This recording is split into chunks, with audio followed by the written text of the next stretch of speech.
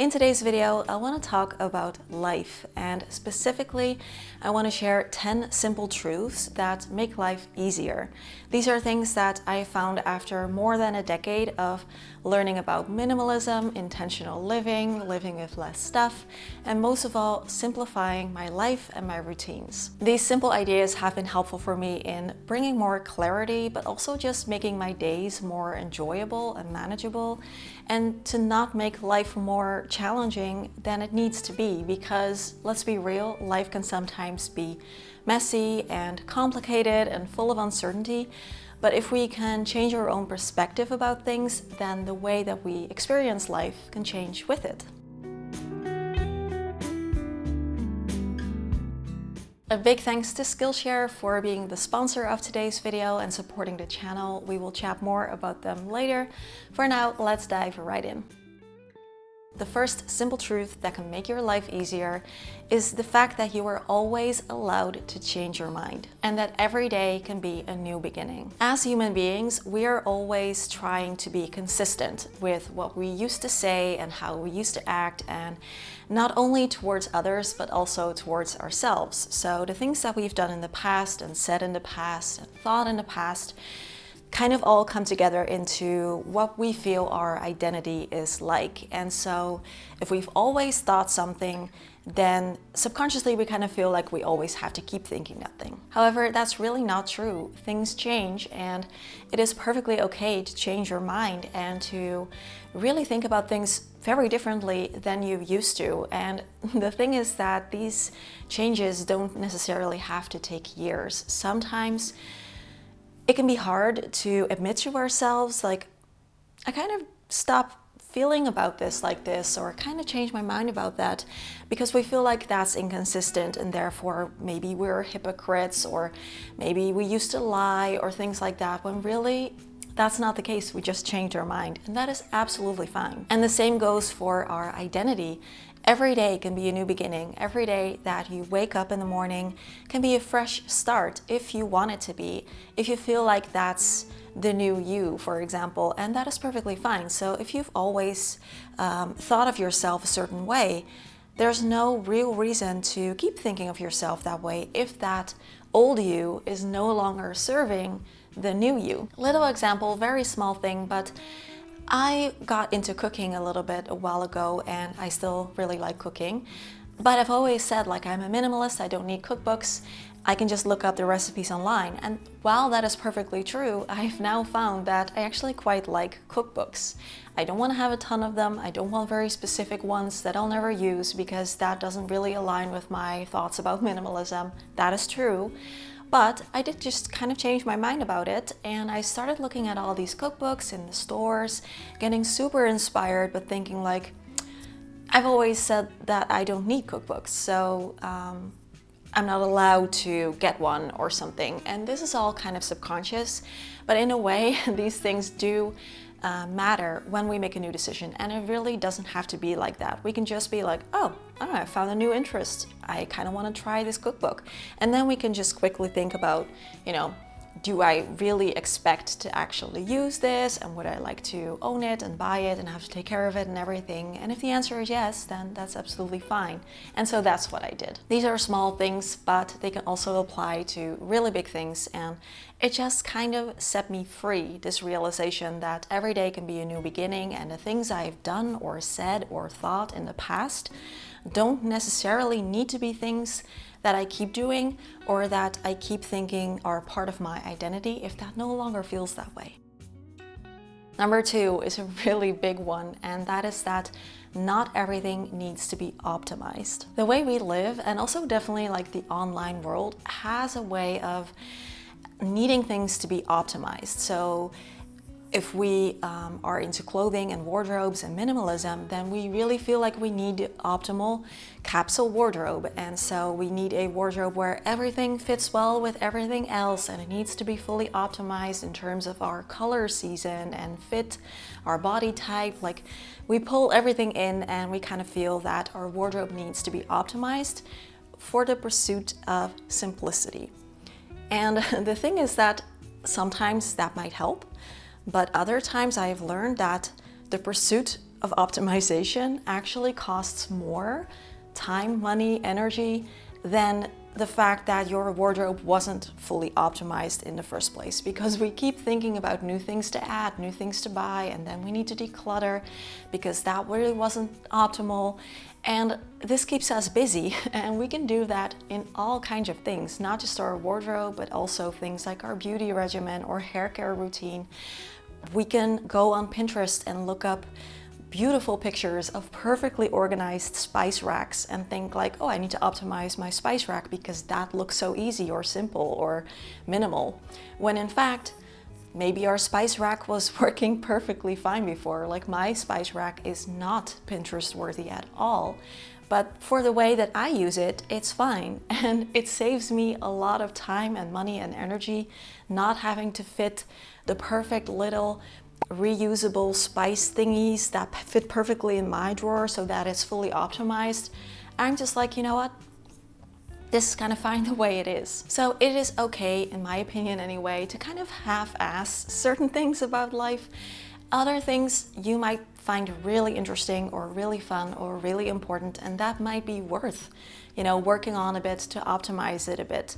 And that is fine. But other things you might just be okay with not having that really perfect and, you know, spending your energy elsewhere. I feel like everything can potentially be turned into like an optimization project. Once you go online and you start looking at pictures or at other ideas, and you kind of start to feel like what you have isn't good enough as it is, yeah, you can also just be okay with the way that it is and save yourself a ton of time and money and energy. Number 3, oh boy. Making any decision is better than indecision. If you are like me and you have trouble making decisions over even the smallest things, then this simple truth can truly set you free. I used to find it so difficult to make a decision, and this went for huge life decisions like, what do I want to study? Answer, I couldn't really think of anything, so I took a gap year, which by the way was fine. I mean, it was a really great year. I'm happy that I did it. But then I just made a choice. I still didn't feel like it was the perfect choice, but I had to make a choice and I went with it, and that was fine. But also little things. Do I want to do the laundry today or tomorrow? What do I want to wear? What do I want to do now that I have my day off? Everything can be turned into a really difficult decision that costs so much energy, weighing all of the different pros and cons. This is especially true if you're a highly sensitive person, because we tend to overthink these things because of our deep processing. So we make all the lists and all the things, and eventually we just get stuck and we choose nothing. I have learned that most of the time, 99% of the time, there is no good or bad choice. There's just a choice. And both have pros and cons, and you never know how your choice is going to end up unless you choose it. So you don't have to be responsible necessarily for the outcome of your choice because you don't know. So just choose something and follow through and stick with it and save yourself all of that energy. It's usually the best thing to just make a choice that feels right and not worry about it too much. Number 4 is to not sweat the small stuff. Maybe this also just comes with aging a bit. I'm now 35.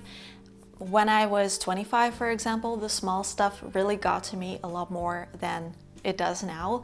And that's because, you know, I have more life experience, and I know that the small stuff doesn't really matter in the long run. I have often had talks with people that have been really upset about something that kind of made me feel like, okay, you could also just choose to let this one go and move on with your day, and nothing would really change. And if something falls in that category, I try to now also just not sweat the small stuff. A really big, helpful question to ask yourself once you feel upset about something: will I care about this a year from now? Will this still matter to me then? If the answer is no, usually it'll be the small stuff. And you can also just choose to let it go, unless it is something that is recurring. So if something happens like daily or weekly, and every time it happens it bothers you, then it is worth discussing with someone or trying to change things yourself.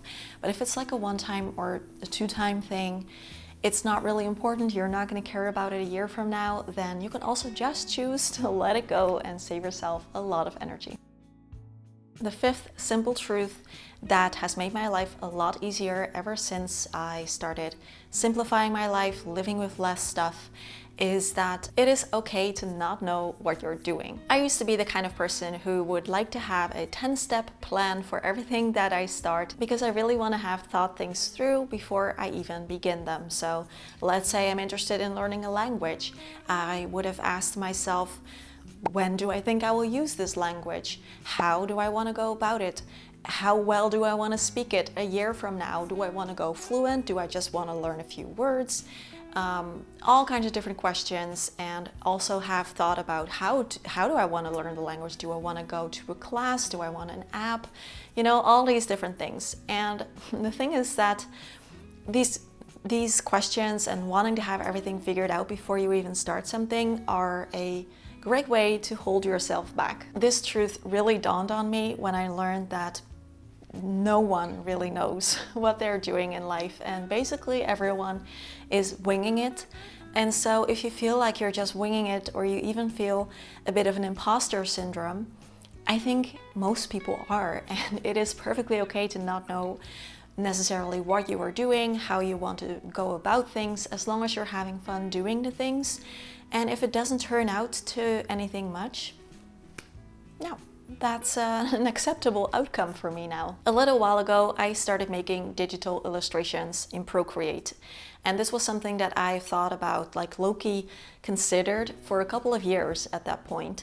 And it was just one of those things that drew me in. I saw it, I thought, oh, that is so cool. I really want to try that. And then, it took me a long time to actually start. But by the time I started, I still didn't really know like what I wanted to do with it.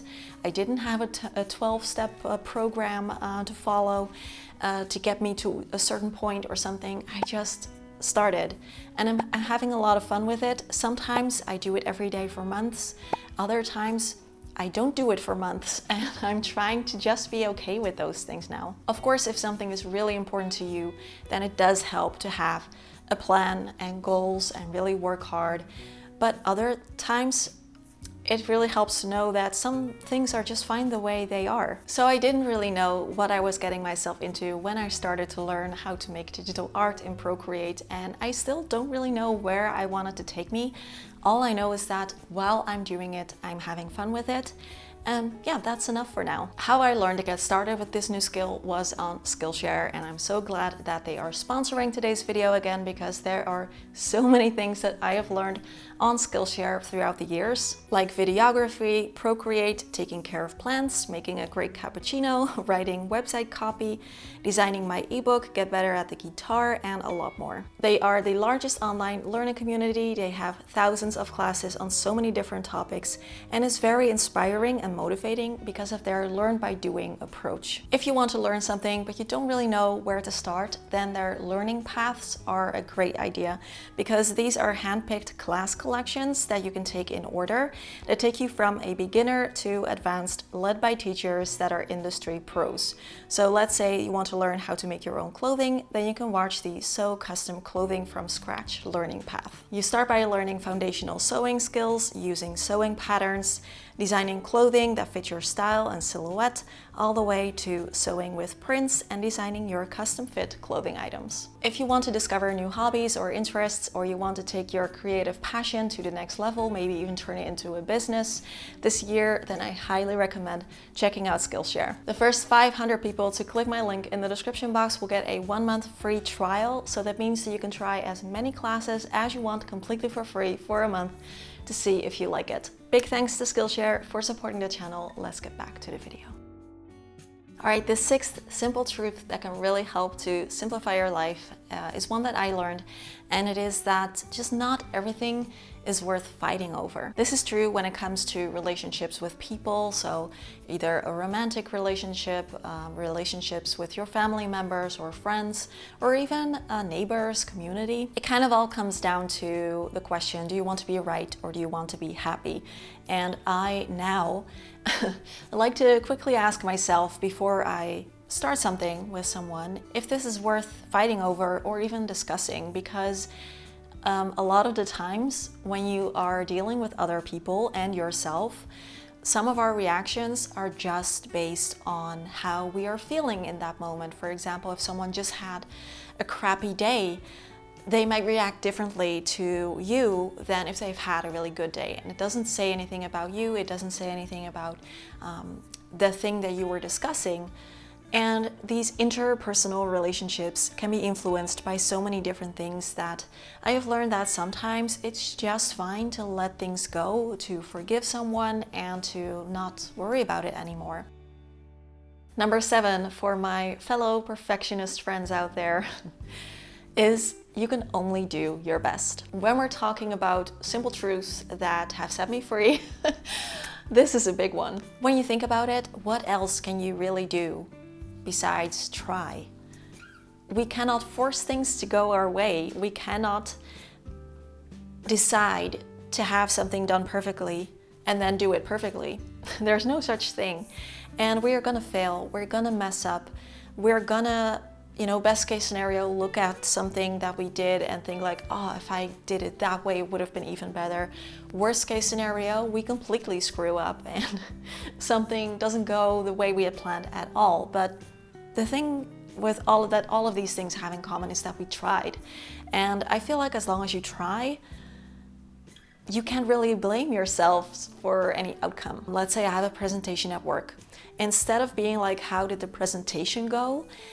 When I ask myself how I did, I try to think how I tried, how much effort did I put in, did I practice a little bit, how did I feel during the presentation, and it makes me feel so much better both before the presentation in preparing for it, knowing that trying is enough, and as well as afterwards when I evaluate the presentation, when I know like, hey, I tried my best and I'm proud of it. Number 8, you are the only one that has to be able to live with your choices. In the end, that is true. As much as, we're not alone on this planet and I want to make it a better place, I want to do things in a way that gets approval from others. That's just, being human. Of course, I want my parents to be proud. Of course, I want my partner to agree with the things I do. All of that's fine, but in the end, when it comes to the big life choices, you are the one that has to be able to live with it. You are the one that has to be able to look at yourself in the mirror and think, hey, I agree with this. This is what feels right for me. And if someone in your environment doesn't agree with your life choices, then ultimately it's their problem, not yours. But this is just to let you know, like, if you have made a decision that really does feel right for you, it's not necessarily hurting anyone, it's just your truth, you're living your life, and someone else disagrees with that, then it is still good as long as it feels right for you, because you are the one that has to live your life and not anyone else. Number 9. There's more to life than words and thoughts. This is hard to explain because it's not about words and thoughts. I read a book recently and this girl was overthinking things and I can relate. And someone told her, you are in your own head too much. You are experiencing life too much through words and thoughts.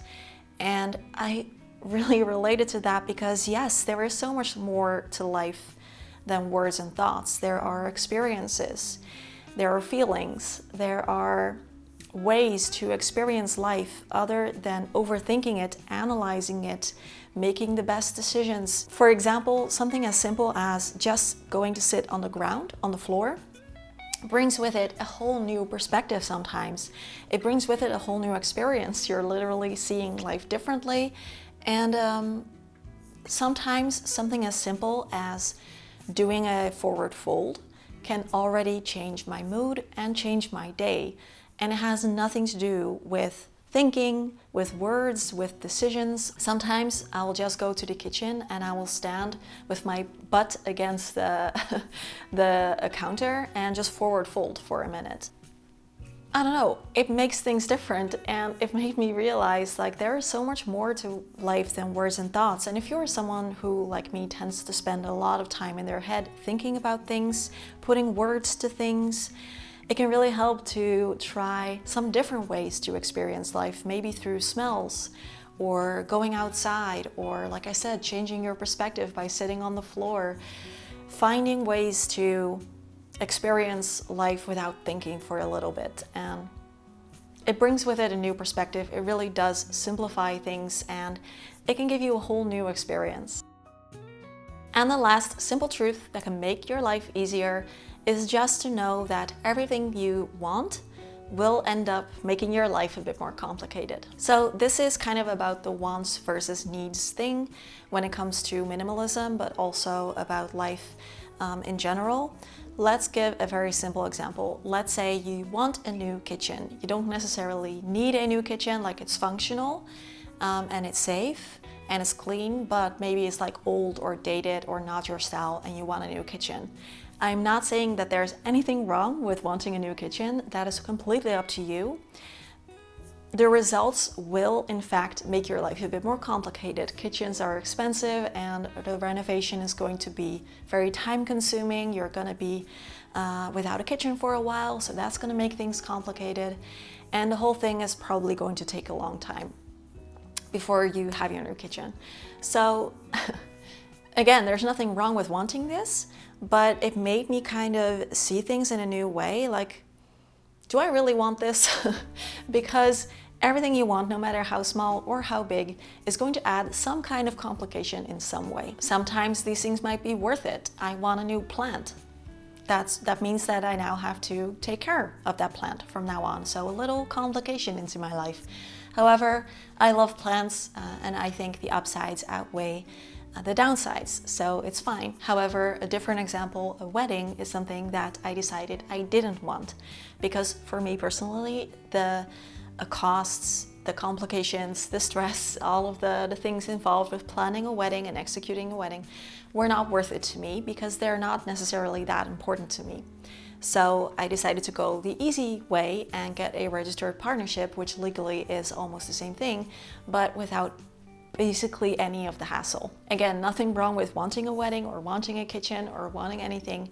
The thing is just that if it is a want and not a need, we have the luxury of outweighing the pros and cons and seeing if something is actually worth having a little complication or a big complication for a while, depending on what it is. Let me know what you thought about the video. Do you have any thoughts of your own, things that were kind of like light bulb moments that really made your life easier once you started, thinking about things like intentional living, minimalism, things like that? Let me know in the comments. And I would also love it if you could let me know if you want a part 2 of this video, because I can easily think of a couple more. A really big thanks to Skillshare for always supporting my channel. And if you want to have access to all of their classes for a month for free, I'll leave all the information in the description box. As always, questions, comments, conversations down below. Thank you so much for being here. Have a wonderful day, and I will see you all again next week with a new video. Bye bye.